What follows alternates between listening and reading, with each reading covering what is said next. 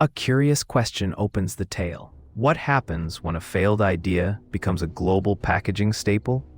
The answer lies in bubble wrap, born from an accidental wallpaper experiment in 1957 and reborn as a protective masterstroke for brands worldwide. In a quiet turning point, Sealed Air found a market by showcasing its delicate bubbles as battlefield-grade protection for fragile goods.